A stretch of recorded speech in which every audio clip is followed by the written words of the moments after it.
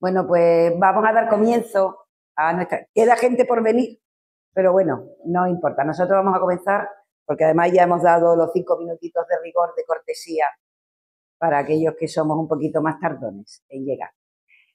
Y como sabéis, habéis visto en el cartel, en Nueva Acrópolis a nivel internacional, desde el año 2022, pues nos sumamos a esa iniciativa de Naciones Unidas de hacer el Día Internacional de la Tierra. Nosotros aquí en Cádiz llevamos ya también varios años sumándonos a esta propuesta. Este año tenemos esta charla, que como habéis visto se llama Viviendo en Armonía con la Madre Tierra, y el próximo domingo vamos a tener un senderismo responsable, que es como nosotros lo llamamos, acompañado de nuestro compañero David, que nos va a enseñar un poco, va a ser un senderismo un tanto reivindicativo, porque queremos poner, no sé, en solfa aquello de las construcciones que se han hecho a lo largo de la costa gaditana y que creemos que son un poco crímenes contra el medio ambiente. La charla de hoy, que como os decía, yo le puse el título de Viviendo en Armonía con nuestra Madre Tierra, porque en Nueva Acrópolis intentamos, desde nuestro más profundo sentido filosófico, entender que debemos encontrar nuestro lugar, nuestra posición, que ya desde nuestros principios filosóficos, como lo son la búsqueda de una fraternidad universal entre todos los seres humanos, la búsqueda de una cultura que nos una a todos y sobre todo ese sentido de sentirnos parte ante la inmensidad del universo y en la pequeña parte que nosotros nos pueda corresponder, pues sentirnos en relación con esa naturaleza, con ese universo, con sus leyes y sobre todo con nosotros mismos. Y por supuesto con nuestro planeta, es decir, con el planeta Tierra. Yo os voy hoy a proponer una teoría que no es mía, pero que a mí me parece que podemos asumir perfectamente todos, y por eso quiero darle un poco de difusión. Es la teoría de un compañero de Nueva Acrópolis que es biólogo. Él es el director de Nueva Acrópolis en Jaén, lleva trabajando muchísimos años con temas ambientales, su profesión es los olivos de Jaén, pero aparte lleva muchos años trabajando desde muy joven en un sentido ecológico verdadero, ¿no? En ese sentido de ecología de hacernos sentir a los seres humanos como parte de esta naturaleza. Primero yo me gustaría hablar de la palabra armonía, porque hemos titulado, porque esa palabra está ahí, en el título de esta tertulia filosófica. Porque yo quiero, en primer lugar, que se convierta en eso, en una tertulia filosófica. Yo os voy a dar una serie de proposiciones y espero que entre todos formemos un diálogo y si en algún momento queréis interrumpir, queréis de alguna manera aportar algo o preguntar algo, no tengo ningún problema en que lo hagáis. Pero en principio yo voy a mostraros estas dos cuestiones y ya poco a poco quiero que entablemos ese diálogo filosófico entre nosotros. Mirad, la palabra armonía tiene también mucho que ver con la palabra concordia. Concordia, sabéis que es una palabra latina que viene del corazón con corazón. Etimológicamente significa eso, estar corazón con corazón. Y la armonía de alguna manera es estar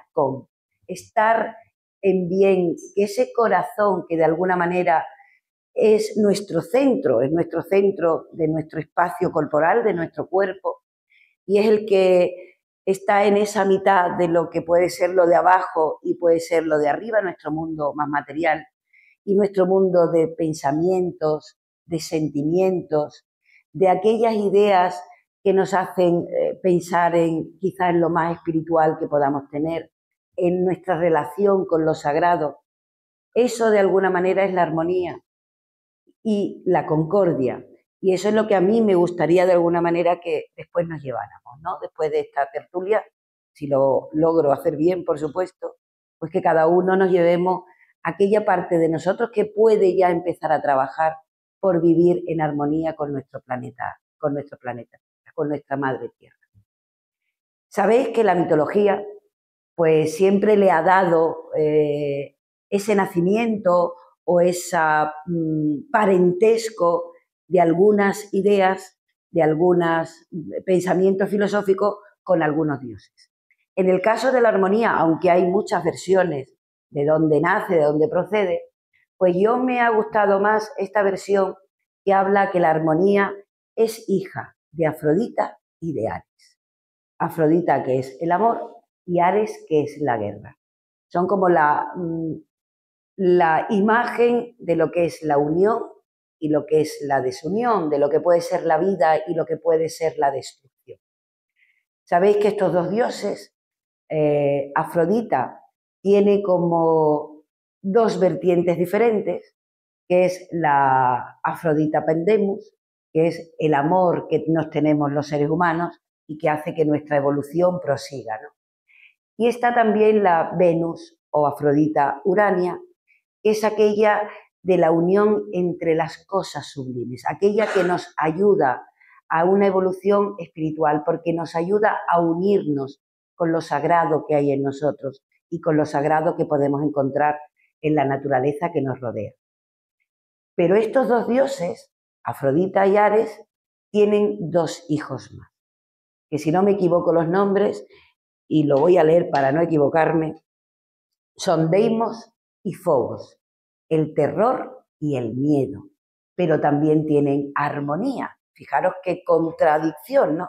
Por una parte está ese terror, ese miedo que sentimos todos los seres humanos ante las dificultades, ante las diferentes disyuntivas que tenemos en nuestra vida, cuando tenemos que elegir algo, pues sentimos un cierto miedo porque no sabemos si la elección va a ser la correcta o no.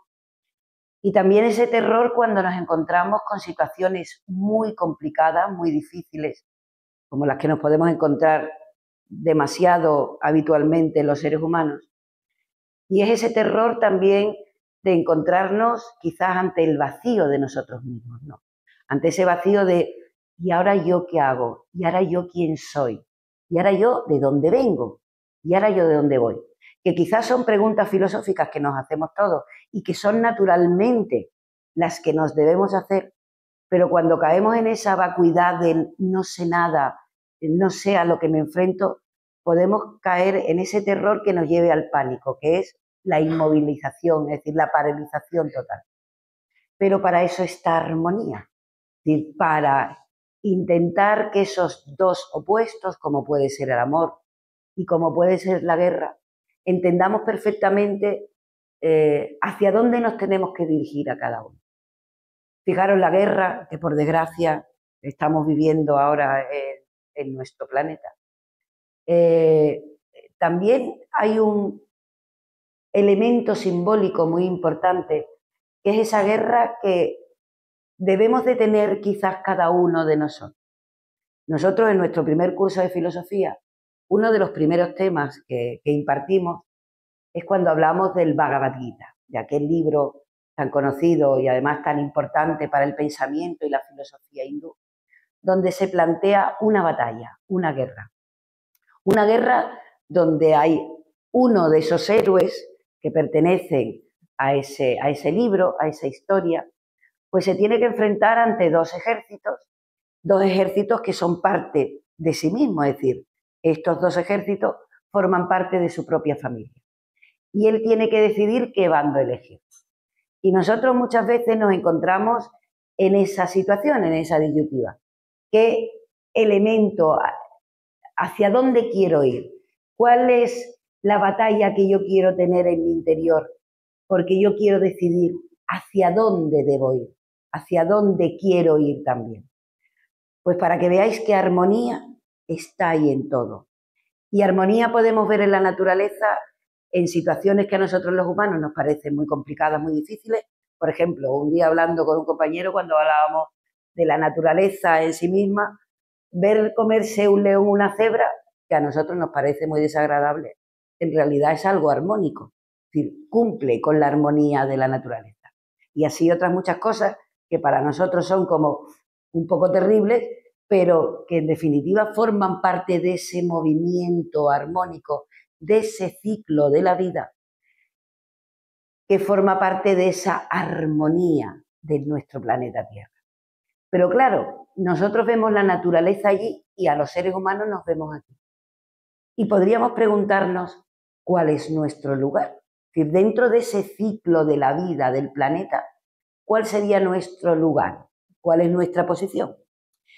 Esta es la teoría de este compañero, como os he dicho, de Manuel Ruiz, que a mí me parece muy interesante y que yo creo que es, desde el punto de vista humano, lo más certero que podríamos hacer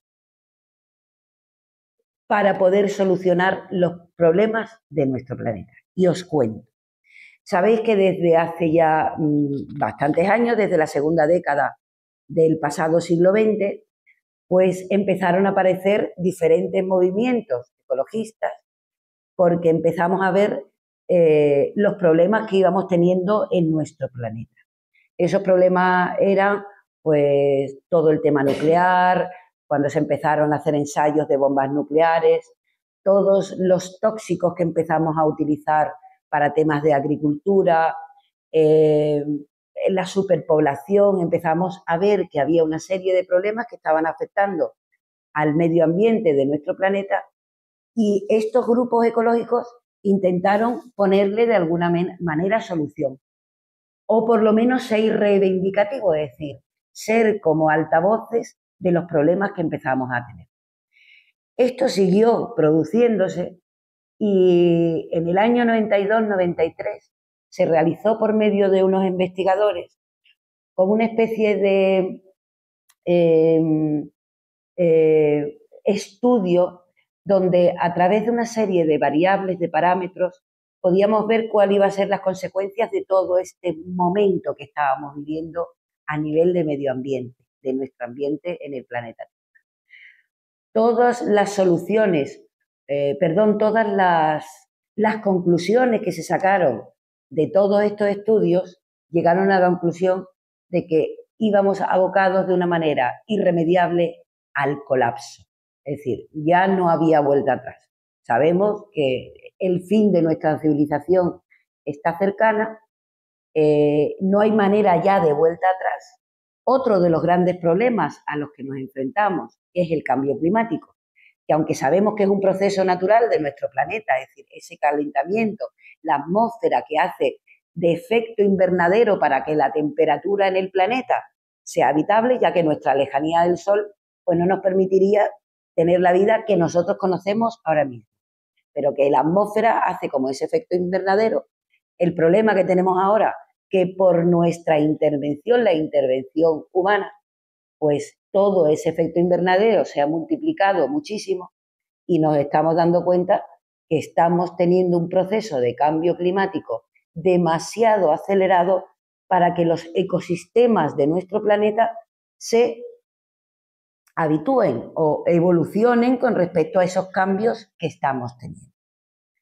Pero claro, como siempre, la figura del hombre aparece como el punto central. Si yo os preguntara ahora mismo, aparte de los problemas medioambientales, ¿qué más problemas tenemos en la humanidad? Me diríais, pues, no sé, Chema, dime uno. La falta de solidaridad para nosotros. Por ejemplo, la violencia. ¿Alguien más por ahí? ¿Alguien nada más? Ahí está. Ahí yo quería llegar a eso. Pero el factor común de todos los problemas que tenemos en el planeta es el ser humano. Lo cual es algo positivo porque sabemos cuál es el factor que podríamos cambiar para poder solucionar todos los problemas que tenemos en el planeta. Y para eso tenemos que hablar de cuál es nuestro lugar natural, cuál es el lugar natural del ser humano. Todos sabemos que cada una de las especies que viven en el planeta tienen un espacio, un lugar natural, donde formando parte de un ecosistema, pues ellos se pueden expresar, pueden vivir su vida y se desarrollan dentro de ese ecosistema. Este compañero pone un ejemplo que a mí me parece muy interesante, que es entre un zorro y un lobo. Sabéis que se parecen mucho, es decir, David, si no me equivoco, ambos dos forman parte de los cánidos, ¿no?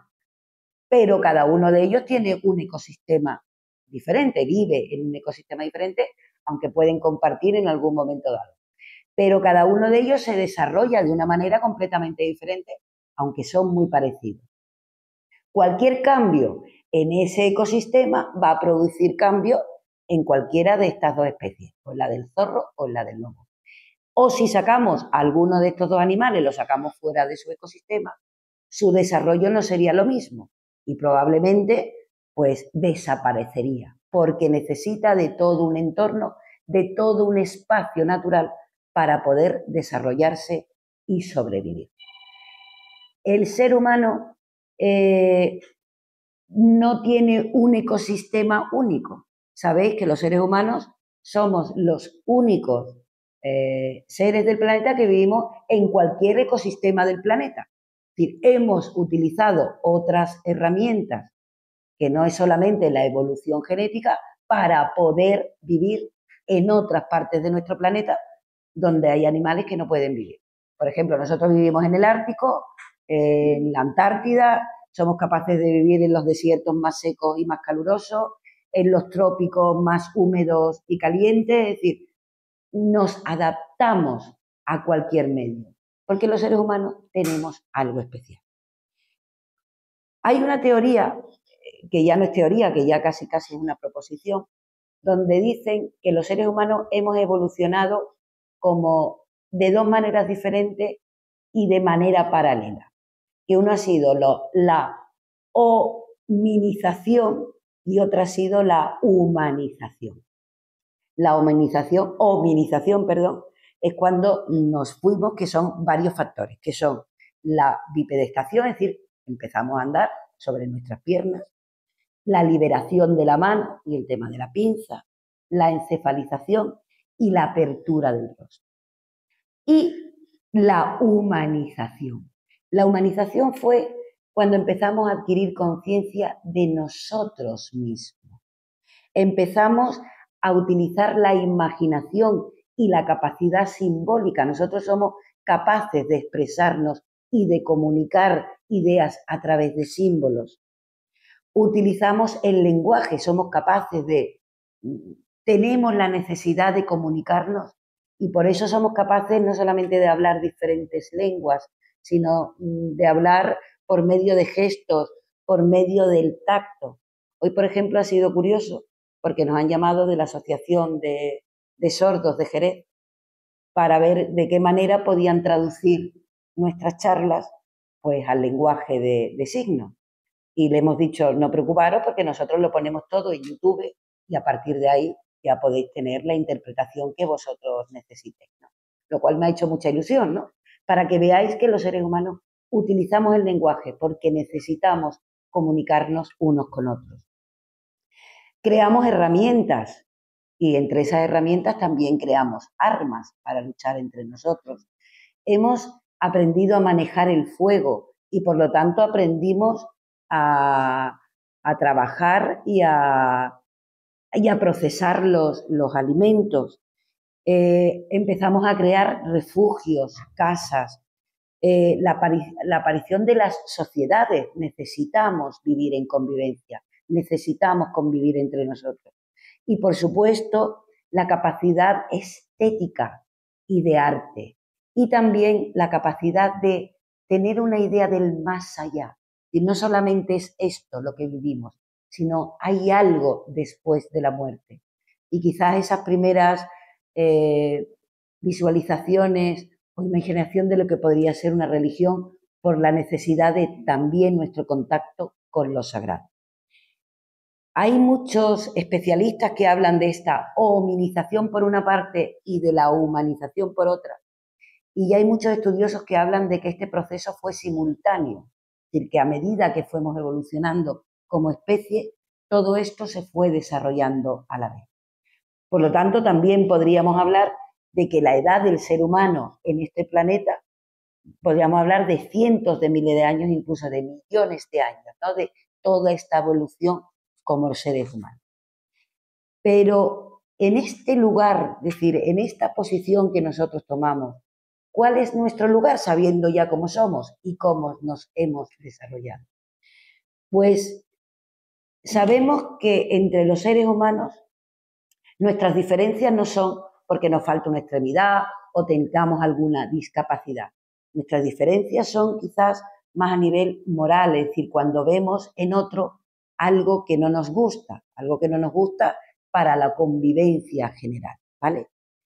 Entonces, la proposición sería, para seguir desarrollándonos, para seguir evolucionando, deberíamos de ser cada vez más humanos. Es como si hubiéramos perdido ese desarrollo que hemos ido teniendo a lo largo de cientos de miles de años y de alguna manera nos hubiéramos quedado como estancados en una situación donde hemos perdido esa capacidad de seguir desarrollando esos valores.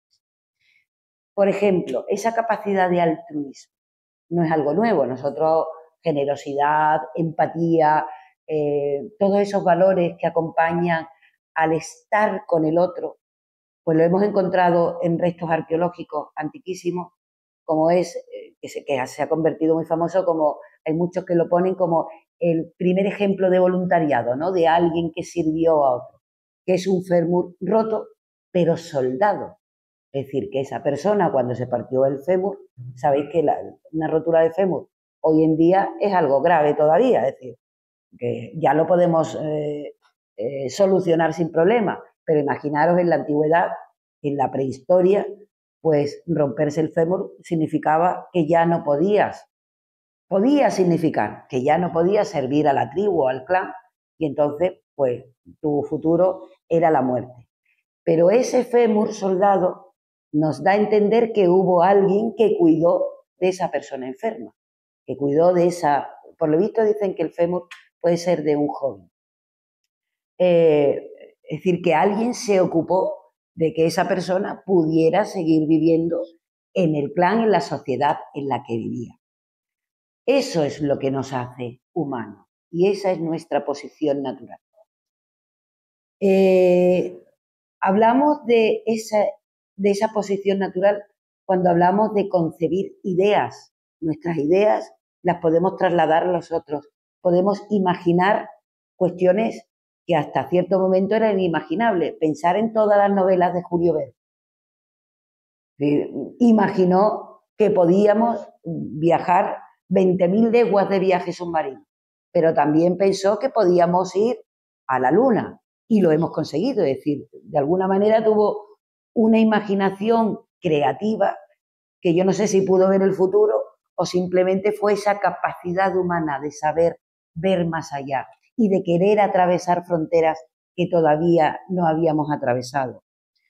Hablamos de la capacidad que tenemos de percibir, de captar y de vibrar ante lo bello, ante lo justo, ante lo bueno, ante lo verdadero. Y es lo que ha hecho que como seres humanos seamos capaces de hacer cosas gloriosas, es decir, desde monumentos, arte, es decir, ¿quién no vibra ante una primavera de Botticelli o ante el nacimiento de la diosa Venus, ¿no? No sé, ante una iglesia gótica, ante el sonido de la música de una obra de Bach o de Mozart o de Beethoven o de cualquiera de los grandes, ¿no? ¿Quién no se emociona ante una buena obra de literatura? Próximamente vamos a celebrar pues el Día del Quijote, el Día de Cervantes. ¿Quién no se ha emocionado alguna vez leyendo al Quijote? Aunque nos obligaran a ello, pero después con el tiempo lo hicimos de manera voluntaria y nos emocionamos leyendo al Quijote. En definitiva, que nuestro lugar es ese, encontrar todos esos valores internos que nos hacen realmente ser seres humanos. Manuel Ruiz propone la idea de que si queremos encontrar esa posición natural nuestra, debemos devolver a las humanidades, es decir, a todo aquello que yo creo que es lo que ha producido ese parón, podríamos llamarlo de alguna manera, parón moral de la humanidad, que no parón tecnológico. Es decir, nosotros hemos tenido unos avances tecnológicos inmensos, pero quizás esa evolución tecnológica no ha sido paralela a una evolución moral o ética, que quizás es lo que nos ha faltado, ¿no? Y por eso ahora tenemos pues las preguntas que nos hacemos ante las nuevas tecnologías, cómo las nos van a dominar ellas a nosotros las podremos dominar, las podremos utilizar como herramientas o al final nosotros nos convertiremos en herramientas de todo ello. Es decir, de todas esas disquisiciones filosóficas que si hubiéramos llegado quizás una buena educación, perdón, porque se me ha olvidado una cosa muy importante, que además es importantísima. A todo esto se le une que los seres humanos tenemos la capacidad de educarnos y de educar, es decir, de aprender y de enseñar a otros. A través de la transmisión de los conocimientos, somos capaces de cambiar nuestras actitudes y nuestras aptitudes. Es decir, somos como esponjas que estamos deseando saber y somos como grandes transmisores que estamos deseando transmitir, ¿no? Si hubiéramos seguido, como os decía, a través del arte, a través del estudio de la historia, a través del estudio de las lenguas y sobre todo a través de, como la madre de todas ellas que podría ser la filosofía, hubiéramos seguido esa continuidad encontrando nuestro lugar en el mundo, pues seguramente los problemas que tenemos ahora no hubieran llegado al estadio en el que se encuentran ahora. Por eso volvemos un poco la vista atrás y volvemos a esa filosofía clásica, de la que Nueva Acrópolis se siente un poco heredera, ¿no? De esa filosofía clásica donde se entendía que no solamente la filosofía era una elucubración de ideas o se quedaba simplemente en el mundo del pensamiento, sino que la filosofía realmente es una actividad humana, es algo que podemos llevar al día a día en nuestra vida y que nos ayudaría a cambiar y nos ayudaría a encontrar ese lugar en nuestro mundo, ¿no? Perdón, quizás mejor nuestro lugar en el mundo. Y para eso volvemos un poco a la vista a nuestro queridísimo Sócrates. Sócrates, que como sabéis es tan importante en la filosofía de nuestro mundo, que está la filosofía presocrática y la filosofía postsocrática. Es decir, que fue como ese enclave, como ese gozne de pensamiento de un cambio de una filosofía antigua, que todavía es muy desconocida, por desgracia, porque pensábamos que los filósofos antes de Sócrates pensaban solamente en lo que era la naturaleza y querían respuesta a lo que vivían a su alrededor, pero son mucho más profundos que todo eso, ¿no? Pasa que los fragmentos que nos quedan pues son muy poquitos.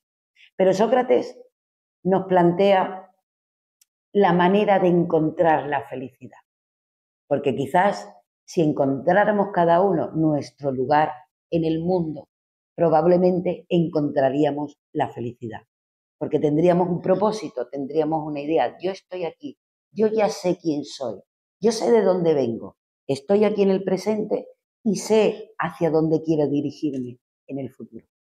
Y entonces Sócrates, él propone que hay 4 bienes.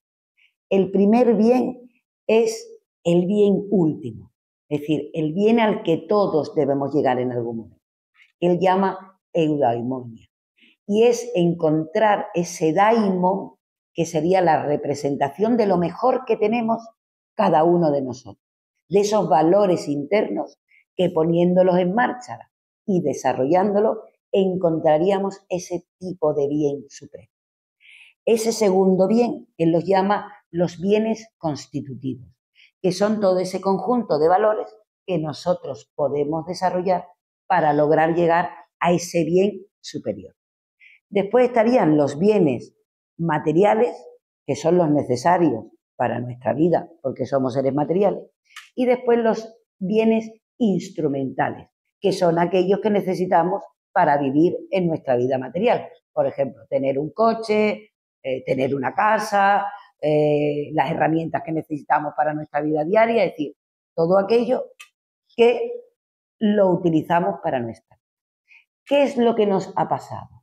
Que quizás nosotros hemos cambiado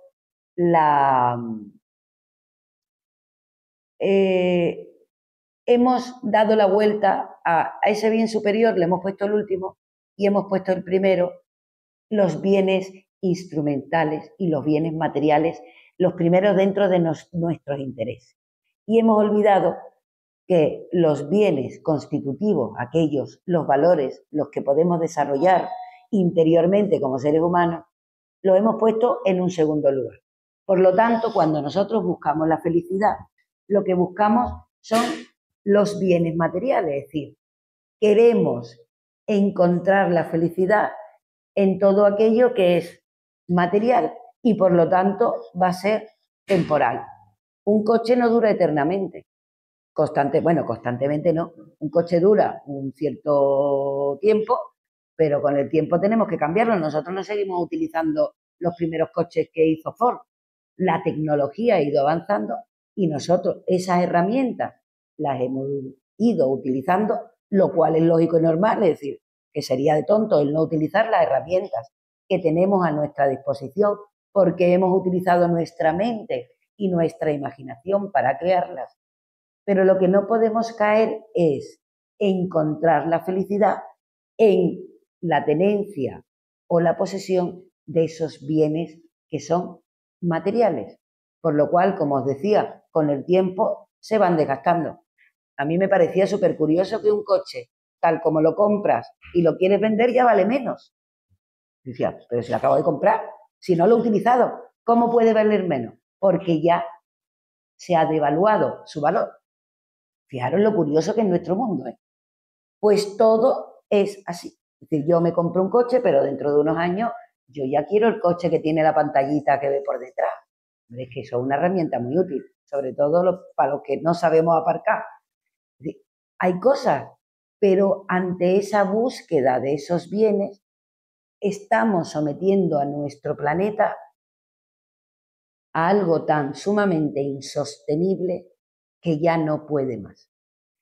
Entonces mi proposición, y para terminar, para que de verdad tengamos un diálogo, no sería quizás a través de la filosofía que pudiéramos encontrar ese lugar en el mundo y encontrar de nuevo las prioridades que debemos dar a nuestra vida como seres humanos. Por supuesto, sin perder la dignidad, es decir, alimentación, refugio, necesitamos alimentación digna para todos los seres humanos. Necesitamos casas dignas para todos los seres humanos. Y sabéis lo interesante que también tiene esta búsqueda de estos valores más trascendentales, que todos los seres humanos podemos llegar a ellos.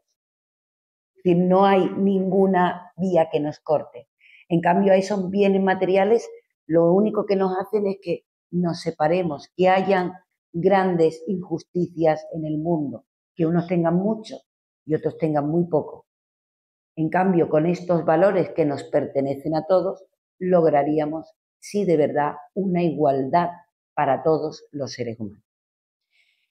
Ese es un poco el planteamiento que yo quería hacer esta tarde para vivir en armonía con nuestro planeta Tierra. Yo sé que es muy difícil y que a veces hay que convertirse en un héroe cotidiano, como diría la profesora Adelia Stenberg-Guzmán, para poder encontrar ese nuestro lugar en el mundo, ese momento armónico de nuestra vida, porque así también encontraríamos un sentido a la vida. Así sabríamos hacia dónde nos dirigimos, así sabríamos qué es lo que queremos hacer realmente con nosotros mismos, así aprenderíamos a convivir con los otros, así no habría tantos conflictos porque entenderíamos perfectamente que unos sin otros en la vida en el planeta no existiría. Es decir, estamos evolucionando en este planeta porque nos toca evolucionar. Y hay muchas tradiciones que dicen que la Tierra, el planeta Tierra, evoluciona a la vez con nosotros. Es decir, que si nosotros desaparecemos, quizás ella también desaparezca, ¿no? Desaparezca y tenga que volver de nuevo a empezar, ¿no? No sé, yo os propongo esto como en un principio de un diálogo, ¿vale? Para que podamos dialogar entre todos.